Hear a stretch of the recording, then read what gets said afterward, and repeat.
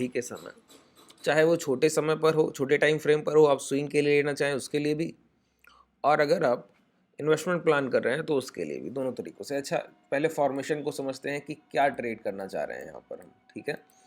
यहाँ पर हम लोग ट्रेड करना चाह रहे हैं इंस्टीट्यूशनल बायर को। अच्छा, इंस्टीट्यूशनल बायर को अगर ट्रेड करना है तो इंस्टीट्यूशनल बायर किससे कहते हैं?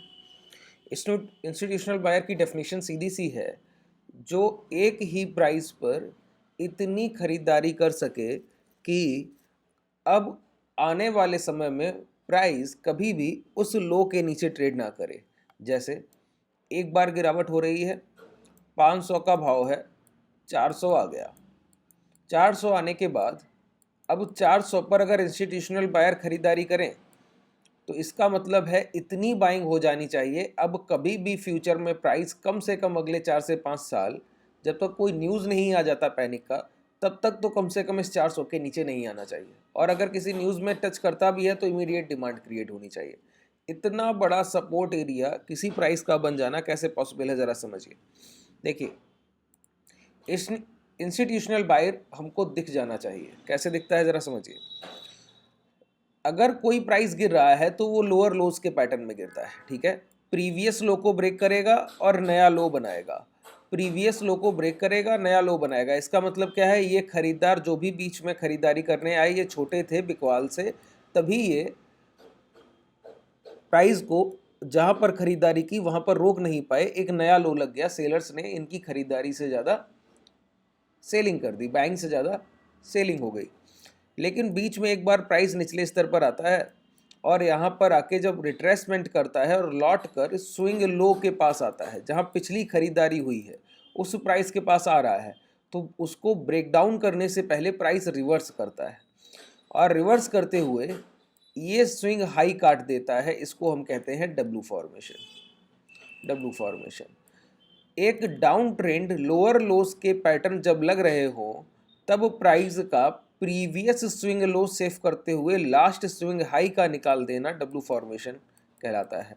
ये एक बड़ी बाइंग का इंडिकेशन है। अब अंदाज़ा लगा सकते हैं कि ये एक इंस्टीट्यूशनल बाइंग है, बहुत बड़े खरीदारों के द्वारा एक्यूमुलेशन किया गया है। कैसे समझ में आता है, देखिए, जब भी बाइंग का इम्पैक्ट लास्ट डिमांड से ज़्यादा हो करंट डिमांड में, क्या कहा, जब भी बाइंग का इम्पैक्ट, खरीदारी का प्रभाव पिछली बार से ज़्यादा इस बार हुआ हो मोमेंटम में, तो आप समझ लेंगे कि ये खरीदार इंस्टीट्यूशनल है। एग्जाम्पल के तौर पर 100 का प्राइस गिरकर इस तरह से चलते हुए 80 आ गया।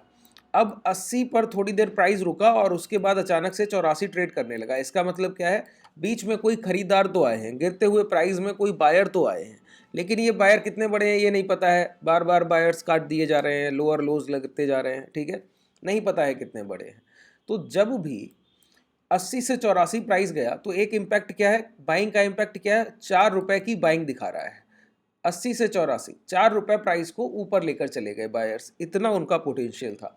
अब अगर जब सेलर्स ऊपरी स्तर पर सेल की पोजीशन ले रहे हो और दोबारा प्राइस लौट कर 80 तक आए, तो उनका लास्ट बाइंग प्राइस क्या रहा होगा, 80, क्योंकि इसके नीचे तो प्राइस ट्रेड नहीं किया, 80 से 84 चला गया। तो अगर वो अच्छे खरीदार हैं तो सीधी सी बात है, अगर उन्होंने 10 लाख ऑर्डर से 80 से 84 भाव ले गए तो उनके 15 से 20 लाख ऑर्डर्स पेंडिंग पड़े होंगे। मतलब प्रीवियस बाइंग से ज़्यादा पेंडिंग बाइंग का होना।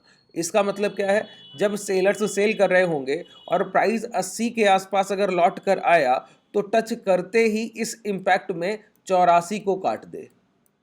इसका मतलब है कि जो खरीदार पिछली बार 80 पर खरीदारी कर कर बैठे हैं और पिछली खरीदारी का प्रभाव मात्र 4 रुपए था, जब इस बार उस भाव पर आप प्राइस को ले गए, इस बार उस खरीदारी का प्रभाव 86-87 तक प्राइस को ले जाए, 90 तक ले जाए। ये है इम्पैक्टफुल बाइंग, इसको कहते हैं इंस्टीट्यूशनल बाइंग, ठीक है। इसको पहचानते कैसे हैं, देखिए, कभी भी प्राइस प्रीवियस स्विंग लो को तोड़कर एक नया लो बना रहा हो तो ट्रेंड को चलने दीजिए। जहां जाकर प्राइस एक बार प्रीवियस स्विंग लो से सपोर्ट ले और फिर उसको ब्रेक ना करे, जैसे हर बार ब्रेक कर रहा है, ब्रेक ना करे, और ब्रेक करने से पहले लास्ट स्विंग हाई निकाल दे। यही मैंने पहले बताया, लास्ट स्विंग हाई निकाल दे, वहां से एक मोमेंटम क्रिएट होता है और बहुत अच्छी डिमांड क्रिएट होती है। और अच्छा, अब डब्लू फॉर्मेशन में सबसे बेहतरीन रिस्क रिवॉर्ड रेशियो तब मिलता है जब आप इसको इसके बॉटम पे पकड़ लें, इस स्विंग हाई से पहले, इस स्विंग लो से जब रिवर्सल हो रहा हो, जब ट्रेंड घूम रहा हो, तब अगर आप इसको कैच कर लें तो वहाँ पर सबसे छोटा रिस्क और सबसे बड़े रिवॉर्ड आपके पास होते हैं। तो हम लोग यहाँ पर बंधन बैंक में यही कर रहे हैं। एक बार लो लग गया, अब प्राइस हाई की तरफ गया, अब देखिए धीरे धीरे प्राइस गिरते हुए नीचे की तरफ आ रहा है और स्विंग लो सेफ है और यहाँ पर आके रिवर्सल दिख रहा है कि यहाँ पर रिवर्सल हो रहा है। अच्छा, अगर ये बड़े टाइम फ्रेम पर है, मंथली पर, तो डेली पर ये देखिए हो चुका है। मैं आपको दिखाऊं, डेली पर ये फॉर्मेशन हो चुका है और मंथली पर होने को है। समझिए, ये देखिए 2 घंटे के टाइम फ्रेम पर देखें, बहुत अच्छा दिखेगा आपको। देखिए ये चीज़ें सीख लीजिए, ये एक जगह काम नहीं आएंगे, ये बार बार बाइंग का तरीका, इंस्टीट्यूशनल बाइंग का यही तरीका है। ये देखिए गिरावट हो रही थी, प्राइस ऊपर गया, पहले इम्पैक्ट में 211 का लो लगा और 211 के लो के बाद जो हाई लगा वो 224 का था।